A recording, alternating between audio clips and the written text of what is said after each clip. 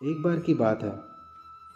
अकबर ने बीरबल से कहा, मुझे परमात्मा दिखा दो।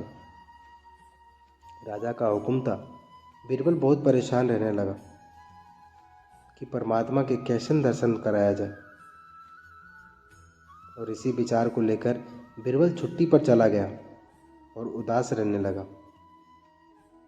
एक दिन परिवार में चर्चा हुई और उदासी के कारण पूछा गया, तो बीरबल ने बता दिया कि राजा ईश्वर के दर्शन करना चाहते हैं।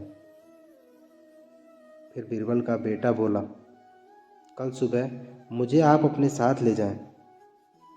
मैं अपने आप राजा को दर्शन करा दूंगा।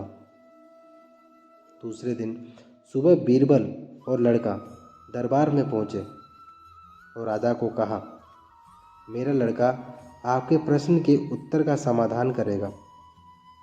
राजा ने सोचा, ये लड़का क्या समाधान करेगा। लड़का बोला, इस वक्त मैं आपका गुरु हूँ, मुझे उचित स्थान दिया जाए। राजा ने सोचा, बात तो ठीक कह रहा है। मैंने तो प्रश्न किया है और समाधान करने वाला गुरु समान होता है। राजा ने लड़के के लिए अपने से थोड़ा ऊंचा स्थान दिया। फिर लड़का बोला, महाराज, दूध का एक कटोरा मंगवाया जाए। राजा ने दूध का कटोरा मंगवाया। फिर लड़के ने पूछा, महाराज, इस दूध में घी है?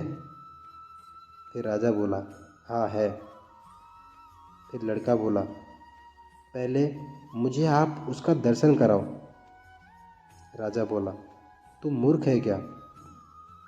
घी के दर्शन ऐसे थोड़ी होते हैं। पहले दूध को गर्म करना पड़ता है, फिर उसकी दही जमानी पड़ती है, फिर उसको मखाने में रिड़का जाता है, फिर मक्खन निकालना पड़ता है, फिर उसे गर्म गर्म कढ़ाई में डाला जाता है, फिर उसकी मैल निकाली जाती है और तब जाकर घी के दर्शन होते हैं। ऐसे थोड़ी होते हैं दर्शन। लड़का बोला, यही उत्तर है आपके प्रश्न का। पहले इंसान को तपना पड़ता है, फिर उसको जमना पड़ता है, फिर उसको साधना करनी पड़ती है, फिर उसको ज्ञान की अग्नि में तपना पड़ता है, फिर उस ईश्वर के दर्शन होते हैं। अकबर समझ गया और बोला, तू वाकई ही मेरा गुरु है। ईश्वर को जानने के लिए बहुत कुछ करना पड़ता है। वैसे तो हर आत्मा में ईश्वर का अंश है और उसी को ईश्वर का रूप समझना चाहिए, तभी सुख की प्राप्ति तो होती है। और ये भी संसार का एक नियम है।